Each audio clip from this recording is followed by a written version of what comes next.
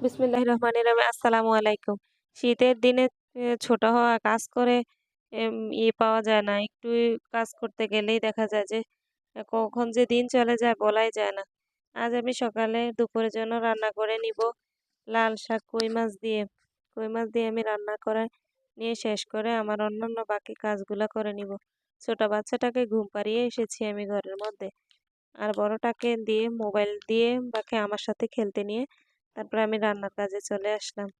আমি একটা রুই মাছ দিয়েছি সাথে, কারণ মেয়ে তো কাঁটার জন্য খেতে পারবে না। কই মাছের মধ্যে প্রচুর কাঁটা থাকে তাই।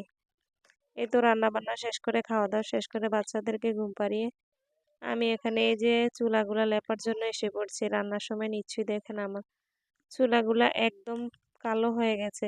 আমি ঠিকমতো কিন্তু অতটা সুন্দর করে লেপতে পারি না। তারপরেও যতটুকু পারি চেষ্টা করি। একদম কালো থাকার চেয়ে এই মাটি দিয়ে পানি দিয়ে একটু ভালো করে শুধু নেড়েচেড়ে নিলে যখন একটু সাদা দেখা যায় আর তখন আর সুন্দর লাগে আরকি। আমি এখানে এই মাটিগুলো ভাতের মাড় দিয়ে গুলে নিয়েছি। ভাতের মাড় দিলে সাথে চুলাটা অনেক লেপাটা অনেক শক্ত হয়। সেজন্য ভাতের মাড় দিয়ে এটাকে আটাটা এই মাটিটা মথে নিয়েছিলাম আমি। তারপরে এখানে যেখান দিয়ে একটু ভেঙে গেছিল সেখান দিয়ে একটু মাটি দিয়ে জোড়া দিয়ে আমি এটা লেপে নিয়েছি। চুলাটা সুন্দর থাকলে, লেপা থাকলে রান্না করতেও ভালো লাগে, দেখতেও সুন্দর লাগে। আমার তো একদম যখন এটা লেপা হয় সুন্দর দেখা যায়, আমার তাকিয়ে থাকতেই ভালো লাগে।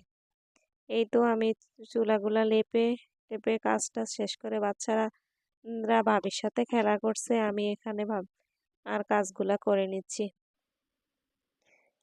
এই ভিডিওটি কে কোথা থেকে দেখছেন জানাবেন। কে কিভাবে লেপতে পারেন, এই লেপাকে কে কি বলেন একটু জানাবেন। দেখেন আমার চুলাটা লেপার পর কতটা সুন্দর দেখাচ্ছে। আমার তো এখন তাকিয়ে থাকতেই ভালো লাগছে, যেন রান্না করলেই মনে হয় ময়লা হয়ে যায়।